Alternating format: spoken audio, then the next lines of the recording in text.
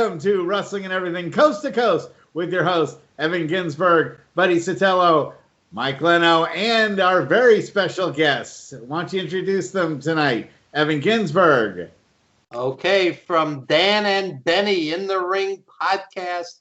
He's a senior writer for Pro Wrestling Stories. He is Benny Scala, returning to the show.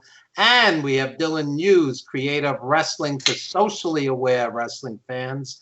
And he's a contributing writer at Pro Wrestling Post.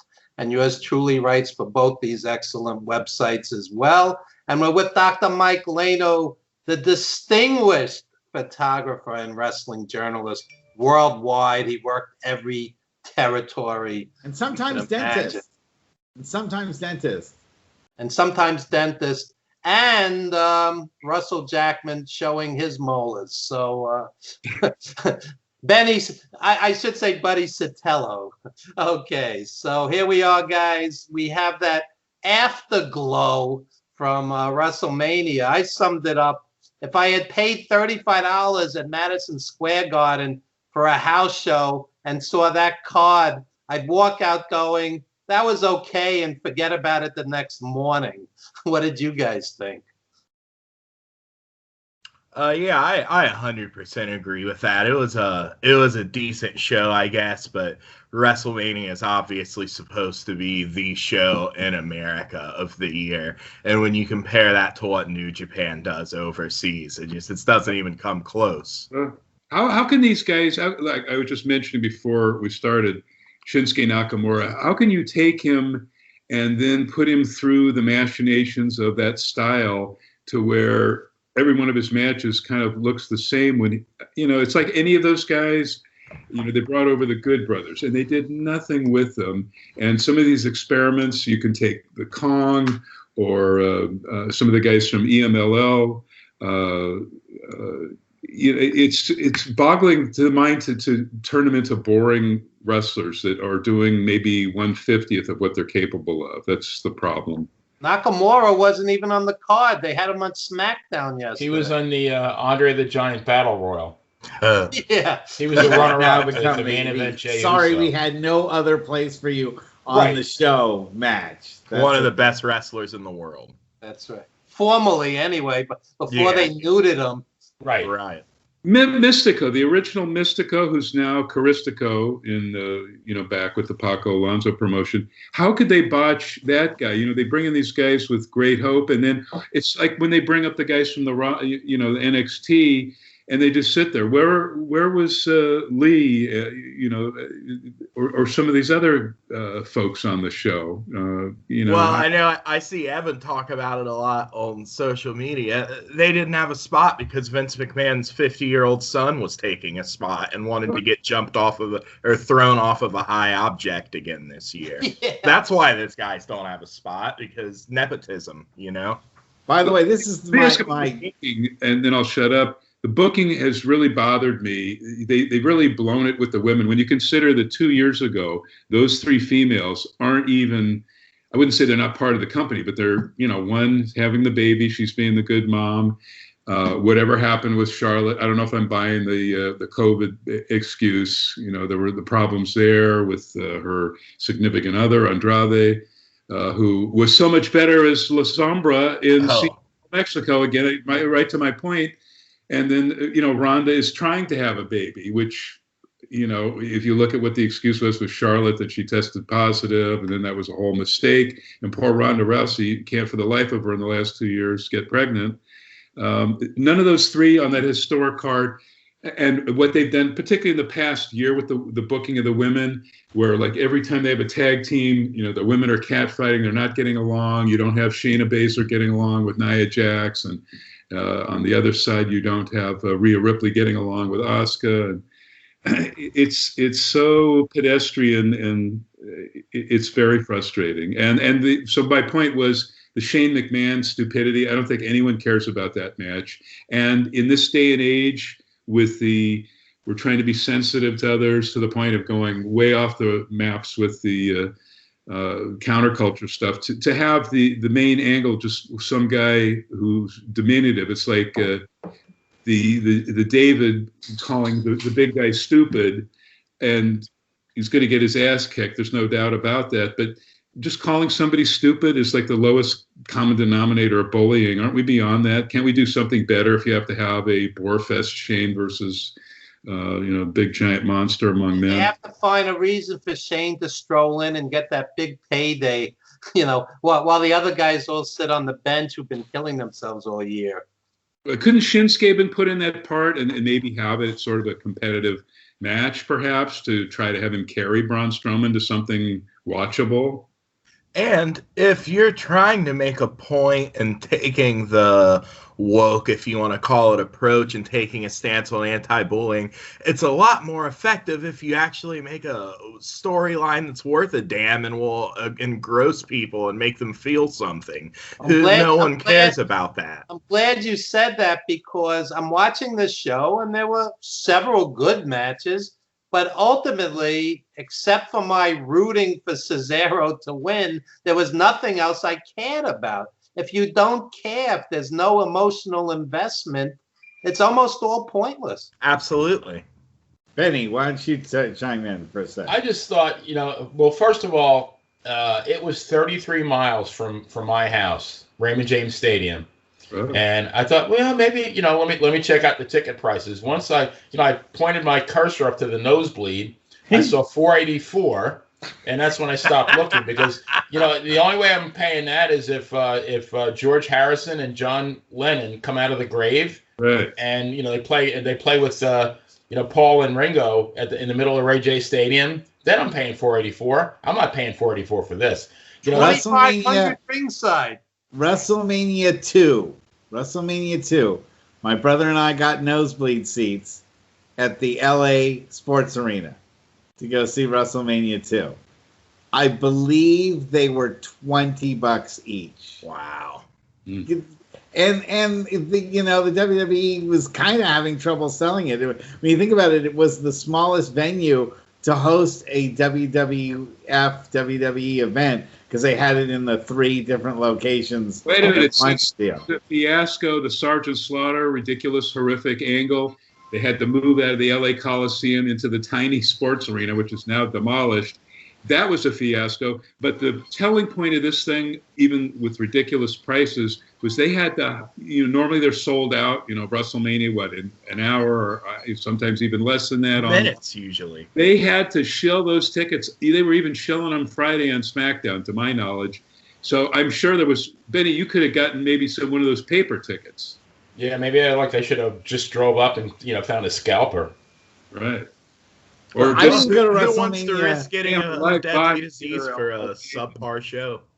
I didn't even go to WrestleMania 50 when it was in Levi's Stadium, and that was, like 30 miles away from my house, just about the same. I had to tell you, I was at that one. I shot that one like the Los Angeles 2005 one, if that was the year that Hogan got in with Iron Sheik and Nikolai, and I think it was Orton Jr. by his son Randy for the Hall of Fame night before that. But I did have a really great experience, but I had to, for the Japanese magazines, which is why I'm going to have to leave early, I had to cover every single thing. So like right after Hall of Fame, I had to run to High Spot's WrestleCon show with the Sabu Van Dam against the Hardys on top, and Liger against Chris Daniels in some kind of tag. A great show. But having to cover all that stuff at my age now, I'm exhausted. So in the last couple of years, or 8, 9, 10 years, with everybody coming in, Impact and Ring of Honor and New Japan and Shimmer and Shine and Chikara, which is now sadly long gone, but all of those things happening, 3, 4, 5, 6, 7 things a day, and WWE has the whatever they call that fan fest thing. It's exhausting. I was like dead after 4 or 5 days of it, and but I did have a great experience. The Hall of Fame was a lot of fun. That was the Randy Savage thing where Pampero Firpo's daughter and I went with Lanny, and we were sitting behind Trish Stratus and the rest of them. So but those are all spectacle cards. Who honestly, that Logan Paul guy, is that the best you could do for celebrities for this thing? I didn't have any. Well, don't forget Bad Bunny. You got Bad Bunny. Bad Bunny. Well, we've seen him, and he's trying to become a wrestler. It's a little bit different than them just scraping and bringing in the some of the awful celebrities they've had that at least have been fun, like the WrestleMania. Bad Bunny AEW's had Shane, Tyson. That might actually be something I would watch. If Bad Bunny actually fought Shane, and both of those guys, one of them had to fall off. When we were all talking about this and we're reading Meltzer, reading all this stuff, we all thought it was going to be a tag match from the get-go. So why did they even bother to go to that point, Benny, or any of you guys, of first calling it a singles, when we all knew it was going to end up being a tag so they could hide his inadequacies, and make him look good in the stratus of a tag match? It was just dumb. It's like their booking is just throw crap against the wall. It just seems like so lazy and awful. They need to elevate women into booking, some intelligent women. They could certainly do a better job than whoever they've got, they pulled from soap operas that are coming and going left and right. That's exactly what I was going to say. They need wrestling, people in the wrestling business. They don't need television show writers. Exactly. People that grew up and have an understanding. When they do those casting calls, if you read Variety or Hollywood Reporter or those trades, when they call for people, or there's a constant shift of announcers. I never know. Those backstage announcers, they come and go really fast. I don't know what happened to the one female blonde lady. She's long gone. The one that is actually good in NXT, they got from Impact. She had all that history there and seems to have grown up loving the business. But get people who grew up watching the business, who love. Yeah, booking is a theme that we come up with over and over and over again on this show. We started our very first show talking about terrible booking ideas and what makes a card terrible. And from my experience, I don't know how much indie wrestling you guys, Dylan, we haven't really gotten into any of your background, but did you do any? Were you involved with any of the indie scene? I am an aspiring commentator and on-screen personality. I'm actually just had a tryout that went really well at Rockstar Pro Wrestling in Dayton, Ohio, and a lot of cool names have come from there. Ace Austin, Sami Callihan, MSK, who are actually two friends of mine. So that I worked at Chipotle with them as they were making their name. So that was really cool to see them have that moment winning the NXT Tag Champs. But that is cool. That was really cool. But guys in the world, they were PWG Tag Champions in Los Angeles. They're still they still are due to the pandemic, but still they're the longest reigning PWG champs in history. So that's exciting. I started with that, but yeah, I've always been from the time I was 8 and up, I was never a big WWF or WWE kid or guy. I've always been more into the Japanese and the indies and stuff. If I didn't have to watch WrestleMania to know what I was talking about for this show, I probably would have been watching some of the Collective at GCW tonight, but... One of you guys, Dylan or Benny, give the results? I have to take a short nap and then speed through it and then report on it. But what were the results? Any major angles in tonight, night one of wrestling? John Tolos beat Victor Rivera. That was great. Just imagine on him. He had the Jabba Rook on the Battle Royal too, didn't he? That's right. Yeah, wearing his Johnny Rod's boots. That's a true story. He told me the reason he picked that name was so he wouldn't have to change the initials on the boots.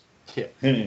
Sue Green beat Sasha Banks. That was great. Yes. No, it started, and you guys were talking about booking. I actually wanted to make a point to bring this up. It started with Lashley versus McIntyre.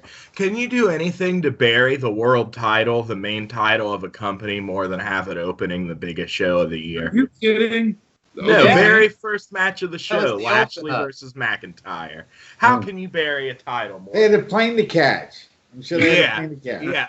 Lashley won, which I did like that. Lashley is He's been, I don't like him late usually, but he has been surprising me lately, and I've heard positive things.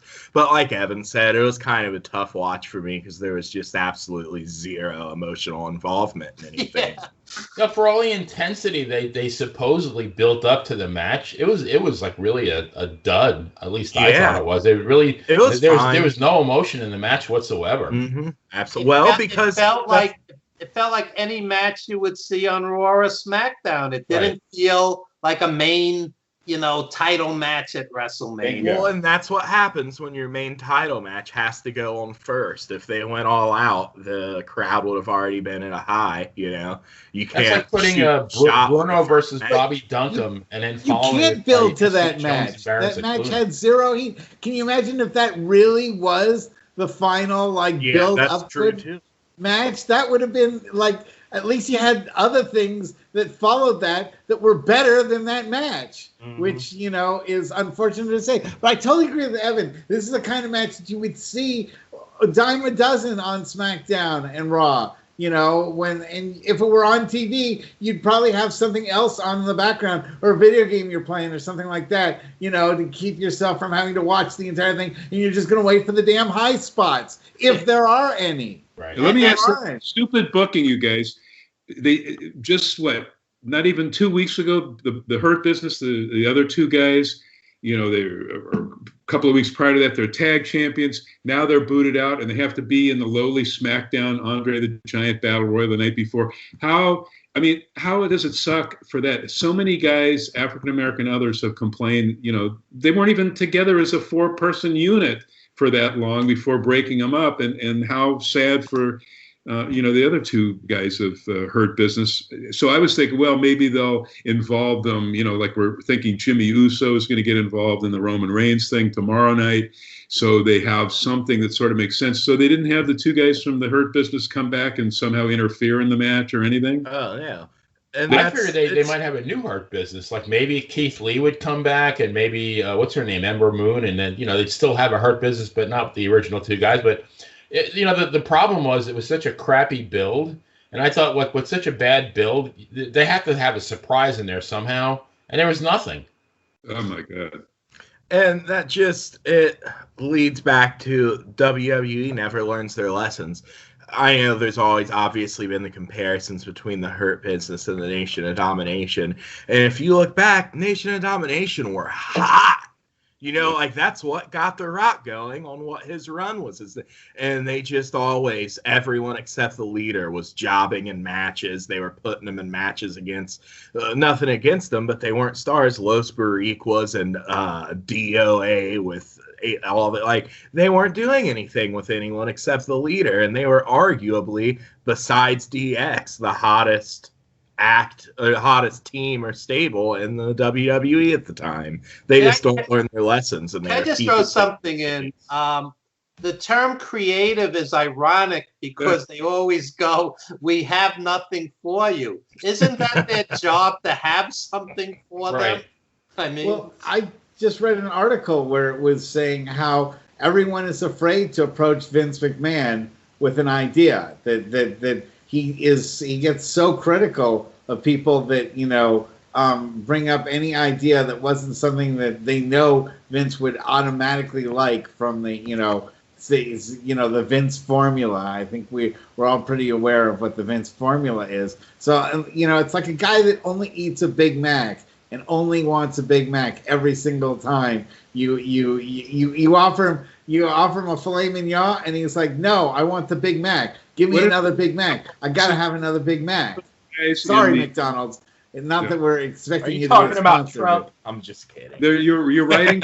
You're writing for an audience of one. And the term creative, well, it's anything but. It should just be called the ass-kissing writers or something like that, or whatever Vince wants to hear writers.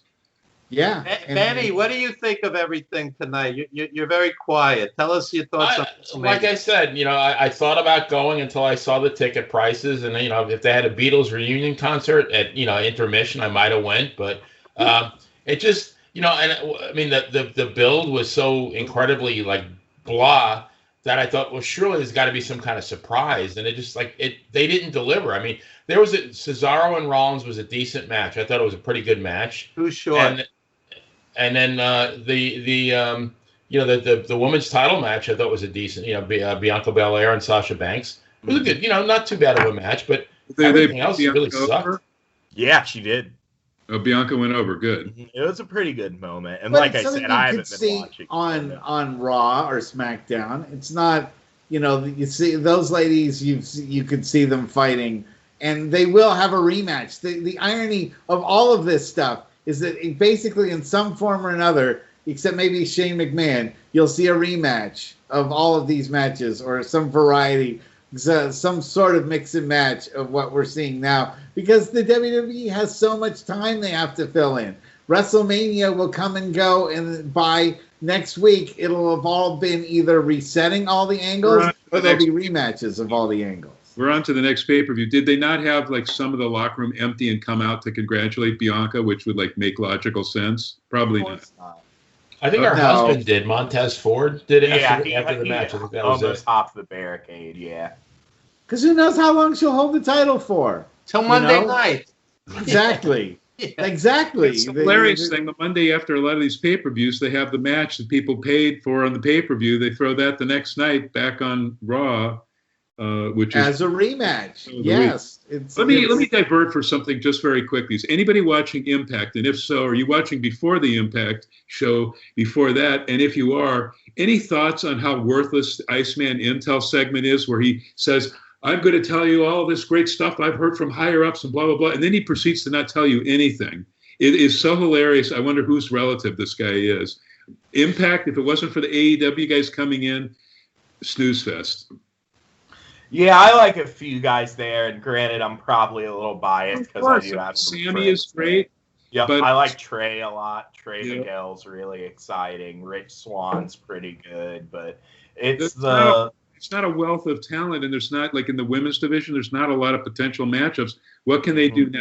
Jazz, I don't know if Jazz was wrestling tonight, but I saw towards the end of Impact, they had some graphics saying Jazz's retirement match. So they've already told you she's retiring, which, no reason to tune in. It was just supposed to be her putting up that. But, in the graphic, retirement, come on. And then what? And then who do they have for her to face unless they start bringing some AEW? That's the only thing that's making an impact. They have a core group, but they really need more talent. It's just to cut them some slack and give them a little credit. I think it's easy to forget how absolutely terrible their product was before Callis and Scott D'Amore took over, which wasn't very long ago, honestly. So I think comparing then and now, they've made some really big strides and created some potential stars for the future that they could use, and then if they fill their roster out. I agree, though, it's not the best, but like I said, looking at a lot of stuff makes sense. Shamrock was supposed to have a month punishment. What has he been gone now? 4 or 5 months? The exciting thing is turning Sammy face with Trey. There's some excitement there. Mm-hmm. I will tell you the problem is, they owe me about $17,000 when it was Fight Network, the parent company. When I was working with Dan Lavransky from the Toronto thing, and for 2 years I was Fight Network's online photo guy for MMA and wrestling and boxing. But the weird thing about their product is, on that day now that's moved to Thursday, they show 4-hour fantastic TNA pay-per-view from 10 years ago every week. Mm-hmm. And to contrast that with what they have now, it's you go, geez. It's not just the crowd thing, it's just, the caliber of matches and having all these guys, Chris Daniels and Frankie in the opener and blah, blah, blah. You can just see there's just, it's like a third of the talent pool that they used to have. Even when there was the crap Hulk Hogan, Eric Bischoff days, you still had a lot of some great stuff. So, Benny, does this mean that you're not picking us up 2 $2,500 tickets for tomorrow night at WrestleMania? Is that all it is tomorrow night? 2,500 ringside. The one thing after the matches were over, real quick, I looked through Facebook and everybody's raving about Bad Bunny and how good he was, and I'm kind of the opposite. It's you have like a 5 foot, whatever he is, 130-pound guy who comes in, wrestles his first match, and gives a guy who was like the world champ, 6 weeks ago, a run for his money. To me, that it takes just a giant crap on the business. He should have had a mic in his hand and rapped while he was wrestling the whole time. Well, the one thing WWE refuses to do, I hate to go back to booking, and I don't want to spend the whole time bad-mouthing them, but I could, is long-term booking. They refuse to do any long-term storytelling or booking, so I honestly don't think they thought about what having the Miz lose to Bad Bunny does with him just being champion. Like, that's not their thought process. That's not Benny, how much training did Lawrence Taylor have? And how much training did Mr. T have? Make him into an acceptable main eventer. But in this case, shouldn't Damian Priest have been given the rub and made to look great out of the 4 people in that thing? I bet that didn't happen. Did they not elevate Damian Priest or no? No, that absolutely did not happen. That should be the purpose of that match. I'll tell you what I'm really excited for. I don't know if you guys are into the deathmatch type things at all, but did you see Jon Moxley coming to that collective event in GCW and giving Nick Gage the paradigm shift on the light tubes? No, but it ages me just to hear that stuff going on. I'd like to see Stephanie McMahon in a death match in GC. I would like to. I'd pay the $225 for that. Yes. Yes. We're having a world premiere thing here because I'm doing all the photos for all season 3 for the Vice documentaries, and Nick Gage is one of those. I saw that. Kid. There's XPW and FMW, and because I shot in both, I was XPW's photographer for Kevin Kleinrock and Rob Black. But I shot, a number of FMW deathmatch things. So seeing the Moxley Kenny thing, that was kind of a death. Oh, jeez. Yeah. I'm also really excited. They did a good job of it. And it's like, I don't mean to shit on the Impact because they are doing the best that they can. Hey, their booking makes more sense at many times than WWE. So. Yeah, absolutely. Speaking of Moxley, I'm also really pumped about that matchup with Yuji Nagata in Japan. That's probably going to be a hard hitter. How old is Nagata now? He's at least 20-year veteran, right? Oh, at the very least. Yeah, no, but the Japanese, they still don't mind going to the extreme stuff and pulling it off, and making it dramatic. It's not just high spot, then, the whole ring explodes, as we've seen in, recent past matches, which, didn't impress anybody. There is, at least, even in those extreme matches, some kind of storytelling going on. And, if you follow it enough, you understand why those guys are fighting each other. There's been some kind of buildup to lead to it. And I can't say the same for the WWE. Benny, after 4 hours of WrestleMania, would you best describe your attitude as traumatized, demoralized, or numb? Verklempt, I guess. That's it. That's the word. Okay. Most of the matches they threw at people in the last 2 to 3 weeks. They've never done that. There's usually some build, even when they have a stupid, unnecessary pay-per-view between Rumble and Mania, which makes no sense at all. Fastlane, they, how many of these matches? There was at least 5 that came at us in the last 10 days with no build, so nobody cared. The irony of the show was there were several good matches. There was just nothing that was great. So you were kind of like this the whole show. And we have a whole day tomorrow of it. As if you... That is good booking to make fans pay, before paying, when it was just a one-day big, overly long, 6-7 hours, a couple of years ago, extravaganza. Now they can make people pay twice as much for 2 days of it. That's not that part of the booking is pretty smart, and that was unintended.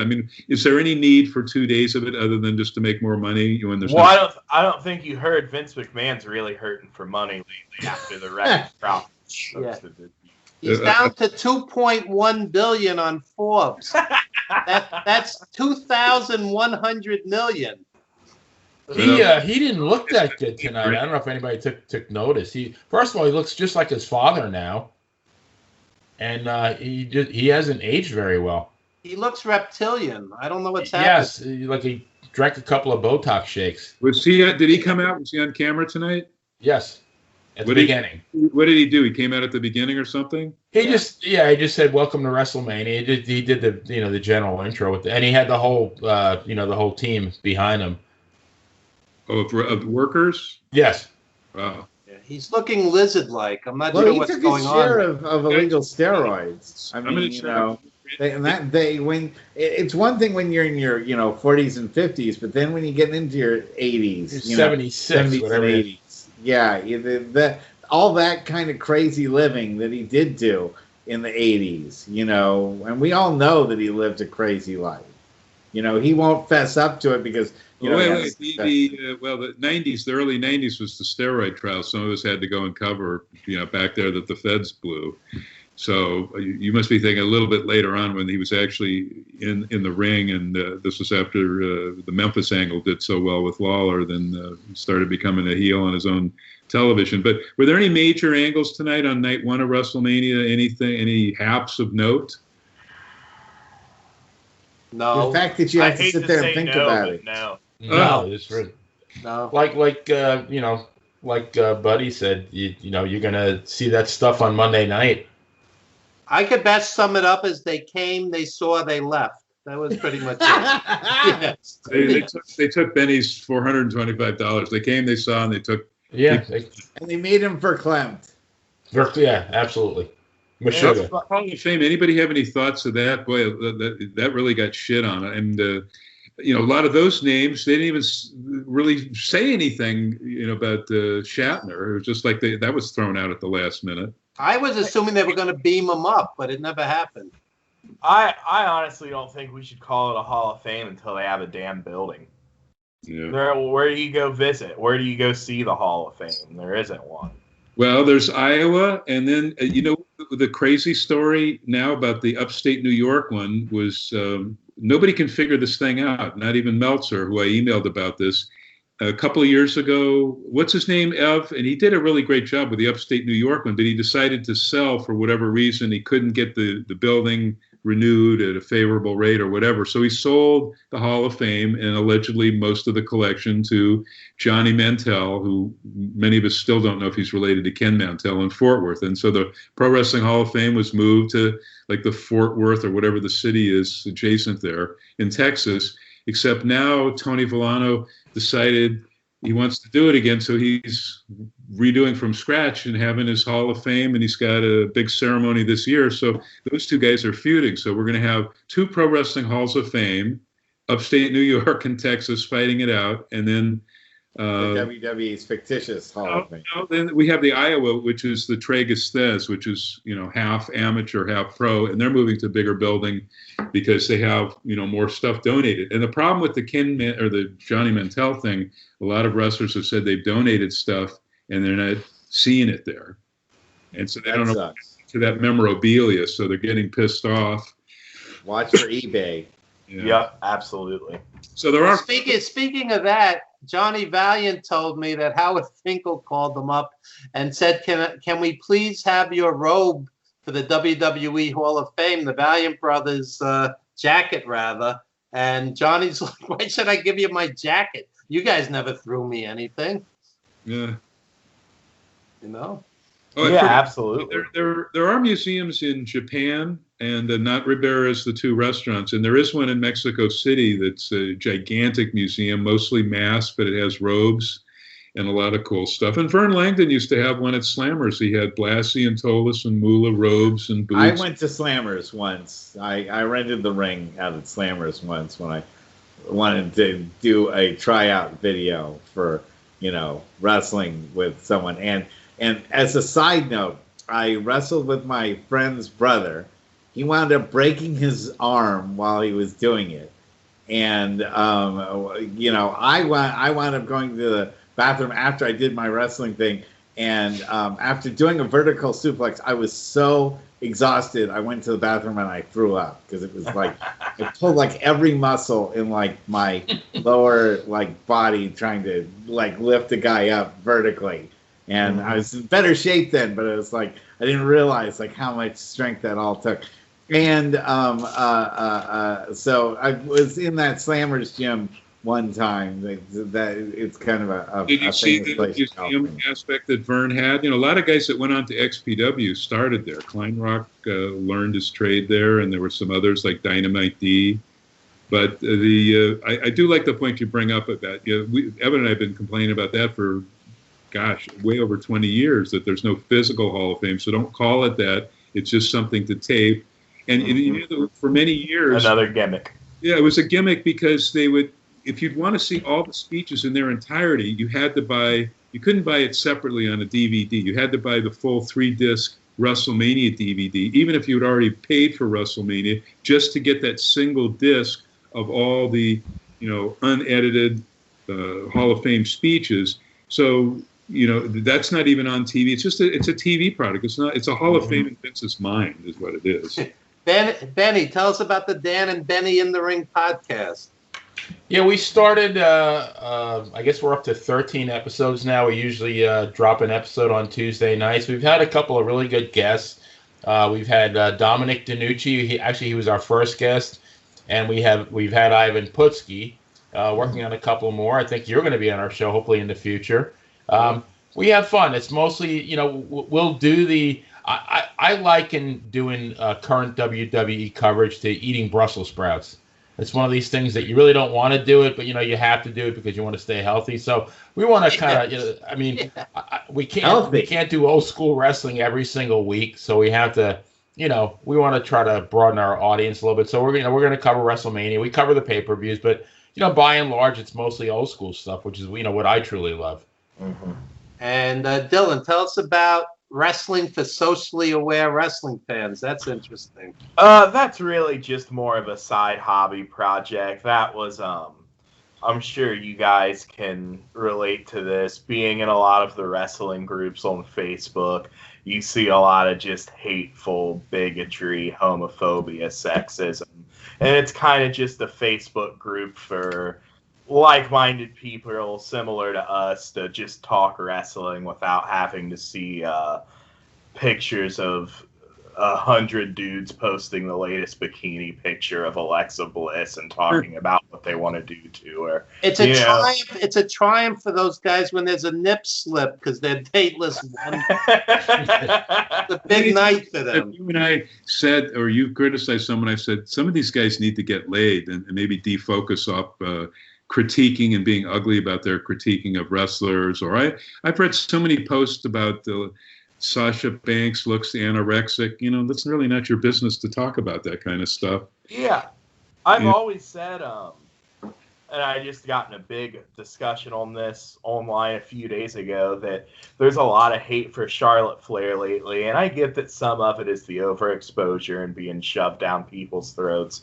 But I don't know about you guys. For my money, she's one of the 2 or 3 best women's wrestlers in WWE right now. So I think she's earned that. And then you look at the way she's talked about versus someone like Alexa Bliss, who's fine, but I can't think of her best match off the top of my head, And I think and she's praised and given her flowers all the time online. And I think the difference between that is, while not unattractive, Charlotte Flair is not a supermodel, and Alexa Bliss looks like she could be in a magazine. So, of course, all the dudes are going to be more predisposed to talking about how good Alexa Bliss is, when I don't think she holds a candle in the ring to Charlotte, I agree.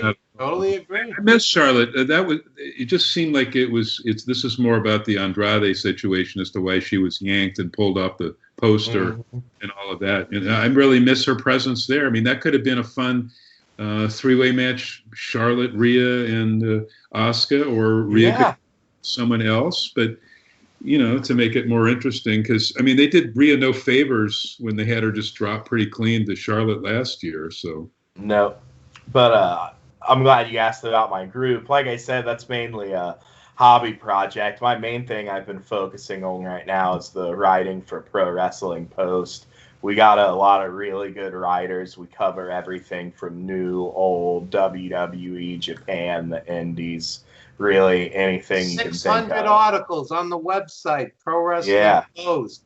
A lot buddy of good Mark stuff. Madison. Shout out to Mark Madison. And Even I'm a contributor for one article. there you go, one of the 600. Yeah. They speak your name in hushed whispers. And Benny, tell us about Pro Wrestling Stories. So I'm Javier Oyst light because I think he's up to 85 with 81 actually posted, and I'm slowly gaining ground. I'm up to 11 with 8 posted. So I use the analogy with the Washington Generals, and the Harlem Globetrotters. I'm Red Klotz, and he's Meadowlark Lemon. So I'm slowly gaining ground though. Benny, you're posting on Post as well? No, I just on Pro Wrestling Stories. I haven't written for the other website. Yeah, I write for both. I'm working on something on Tiger Jeet Singh Senior, not Junior, Senior, the actual legend for Post. And I was actually I'm halfway through a wrestling history of Ohio, but I'm talking about when Ohio was like one of the world capitals of wrestling in the late 50s, 60s. With a ton of guys, and Buddy Rogers was helping run things. Ohio was kicking. Dylan is in a good area, and it always seems like Ohio's producing people. Like this Al Snow, he still has his... Yeah, and Piqua. Yeah. Yep, and then Ace Austin's actually the head trainer over at Rockstar in Dayton right now. They got some pretty exciting young prospects they're training up. We're waiting to come back, though. They still haven't started booking shows since the pandemic, but they're still training over there and stuff. Their old trainer was Zach Wentz. That's Nash Carter of MSK, but he moved on to NXT, and Ace took over for him. But they're doing good work over there. Dylan, I have an important question for you that nobody's ever asked before. Your shirt matches your screensaver. Was that intentional, or is that blend? No, it was totally by accident. I'm wearing it's beautiful though. It all works. Yeah, that is my MSK T-shirt I got to rep my buddies. Wanted to throw some merch. I couldn't see Dylan before. Do we know? Wait, it's an MST3K shirt? Or MSK, the MSK. The only reason I would ever give money to Vince McMahon is if I'm also giving money to my friends. So. Oh yes, sure. Dylan, it looks like a MSK stands for yet? I think it's kind of one of those things that they're going to change out depending on the situation.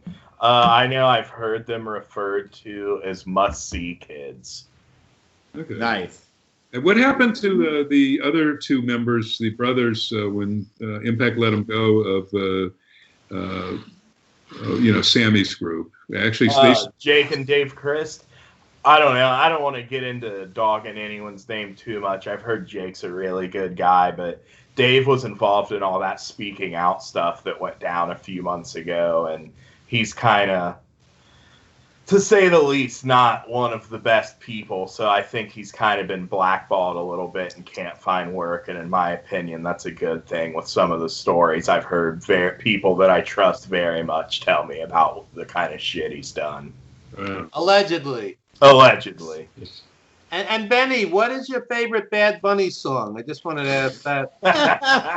Well, I'm actually, I don't know if you can see my bracelet here. I'm Bad Benny, so I couldn't even, if you gave me $1,000 for every Bad Bunny song, I'd walk out broke. I think he's got one called Booker T, which I've never heard. Okay. We're so song. I'm just kidding around. Well, I guess I wonder though. Like now, you talk about storylines. Where do they go with him now? Does he stay on the show? I mean, who knows? Vince will get tired of him, like he gets tired of everything. That he gets excited. He's like a kid with a toy. He gets excited about somebody. He pushes them. Then he goes, I get tired of it. Like Aleister Black, who I thought really should have been on the show. Which where is he? Oh yeah, he was home watching WrestleMania. Well, no, because they got rid of his wife, caused all that trouble. That was Selena Vega, right? Yes. She Thea Trinidad's her real name. She made all that stink about, geez, they really do need to make their cameo money. And what did they let all the talent do this week? The last 8-9 days, they were able to go back to Cameo, yet they're not giving her job back. That made no sense. Well, a lot of it doesn't make much sense, unfortunately. It's when was the last time there was really like a WrestleMania that you guys really cared about what was happening and it was a build-up that you were really excited to see? What was the last Savage in 1963? Yeah. I'm joking. Hans Mortier. That's right.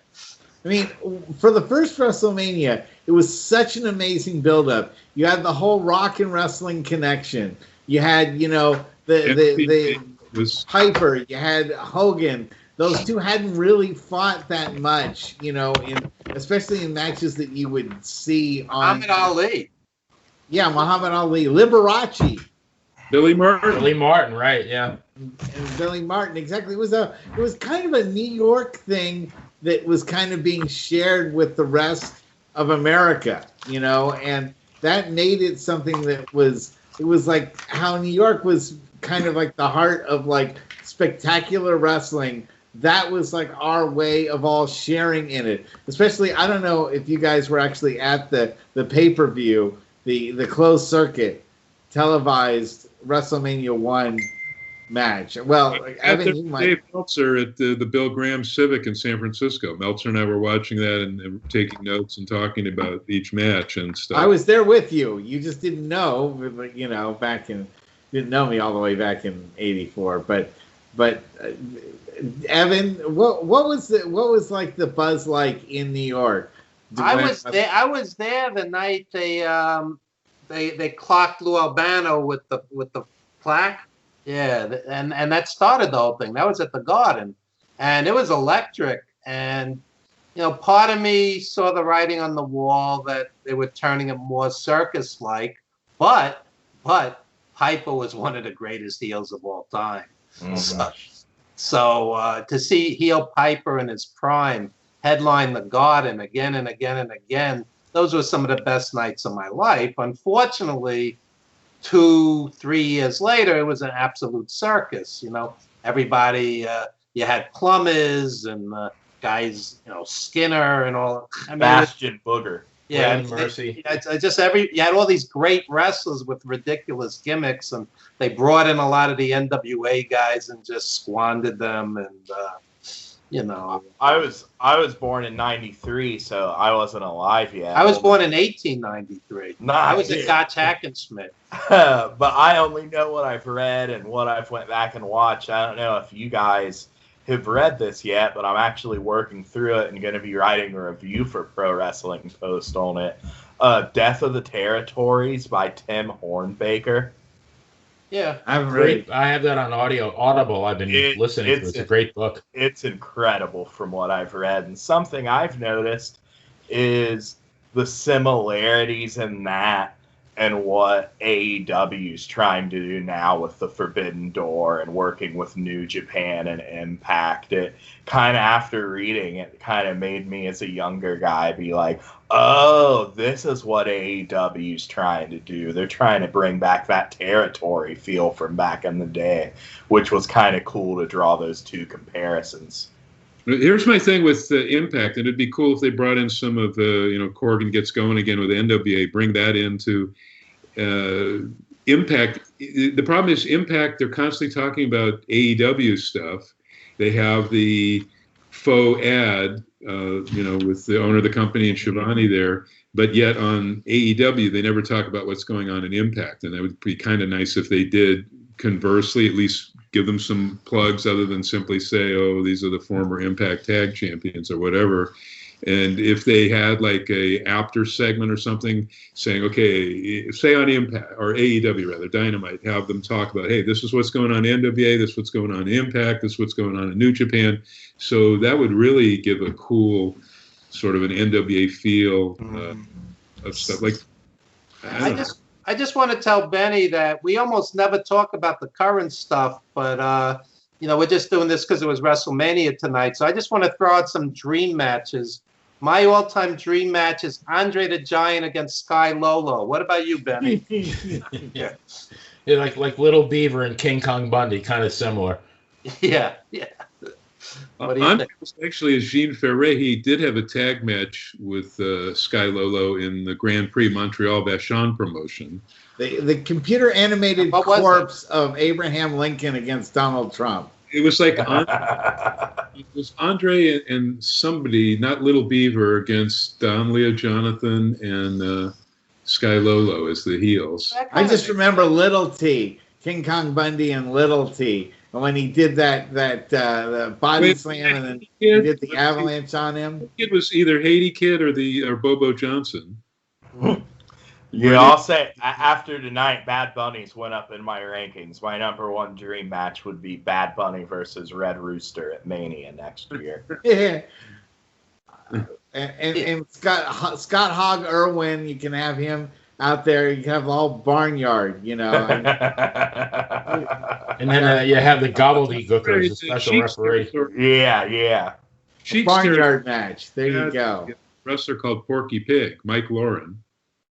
There you go. So yeah, we'll get the whole farm folks in there. That'll work. But Dylan and Benny, you got to get the Godwins then if you're going to include them. Tim Hornbecker, you talk about the death of the territories. Tim's got a brand new book out we should plug on Buddy Rogers. It just came out. Oh, really? That's a great book. I read that entire book. It's a phenomenal book.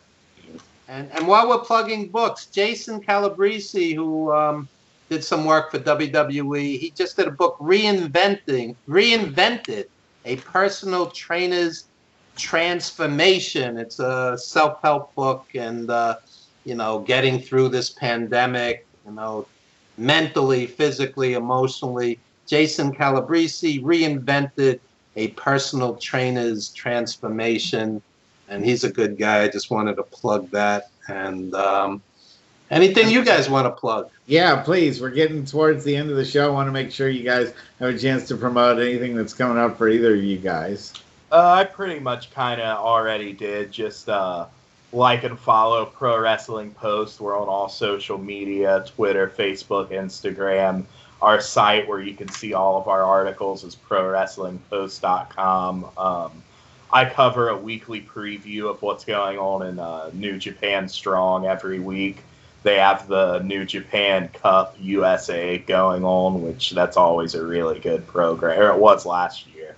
Kenta won last year. And plug your socially responsible group again. Oh, yeah. That's Wrestling for Socially Aware Wrestling Fans.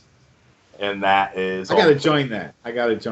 Yeah. I'm gonna form one, Wrestling for Socially Unaware Wrestling Fans. That's the rest of them. I think there's about 100,000 of those already. Yeah, exactly. The guys who do the I miss Chris Benoit post at 3 a.m. but do fuck, marry, kill post. This is really great in 2021. And Benny, why don't you go ahead and plug your... So I have a story coming out shortly on Pro Wrestling Stories about Marcus Bagwell. Another one I have on William Harding, and if you don't know who he is, he actually broke Bob Roop's sugar hold. We actually had him on the podcast a couple of weeks ago. I will say that, and I don't know how your interview went with Marcus Bagwell, but I will single Marcus Bagwell out as the least professional wrestler that I've ever worked with. I didn't interview all the him. wrestlers. I just wrote about him, but I interviewed William Harding for our podcast, but I'm also writing a story about him. But I will tell you, he showed up an hour and 45 minutes late to a show that he had to wrestle on, and he showed up after halftime and after intermission, and he was in the back talking about the difference between Captain Morgan burps and Bacardi 151 burps with the guys in the back. That's a 3-credit class. Yeah. And his girlfriend, his wife was calling for him, and we didn't have the heart to tell her that he was driving around with his current girlfriend at the time. Was this before or after he was a male escort? This was before he was a male escort. He Gotcha. was still wrestling, but he was on his way down, and he wrestled for BTW out in here in the Bay Area. And he was really just everything that you would like say about like what a guy who would just be going through the motions in the indie scene would Well, go. that's that BTW is a promotion where if they didn't have the one fly-in name retired old talent, nobody would come to see the shitty local guys that they have because they're not well trained. Right, and it was all he paid for everything by getting signings and card stuff and advertising appearances for these guys, so that it didn't matter if he made any money at the shows or not. And so Bagwell took full advantage of that and mailed in one of the single worst matches in all the years that I've watched pro wrestling. I was fortunately there in the back with my other guys during a tag match, and at the only BTW show I'll ever be on. I don't think Kirk White's ever going to be a guest on our show. So anyway, sorry to interrupt there on the tangent, but let's finish off on what else you got going on, Benny, and let people know about your website.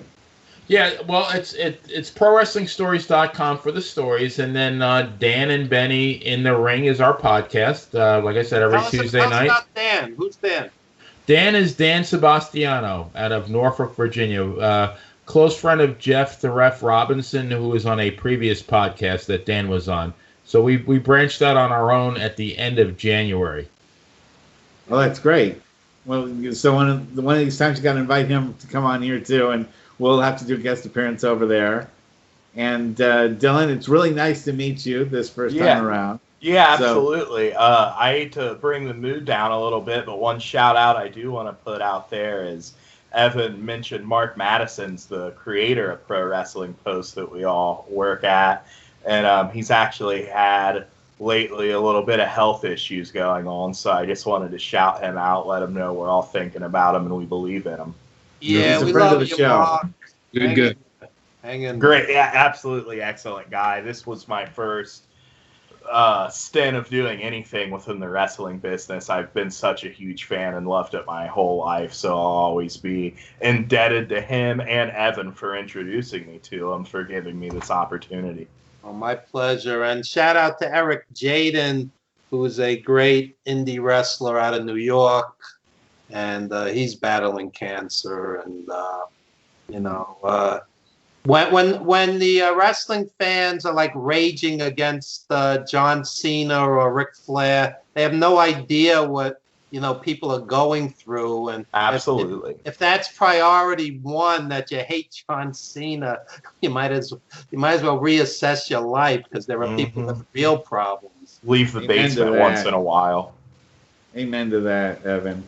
All right, folks. Well, hey, it was a great show. I think Mike wants to say something. I was just saying, Benny and Dylan, a pleasure having you guys on. Great meeting you guys. Oh, yeah, absolute pleasure. Thank you. Great meeting you guys, and I want to thank you guys as well for the opportunity. It's been a lot of fun. I'll come on anytime. Yeah, we'd love to have you guys back on as a guest. And Benny, this is your repeat appearance on the show. We'll have you again. Really love having you fill Benny, in. I'm sorry about the trauma of Bad Bunny. You look like you've been through something.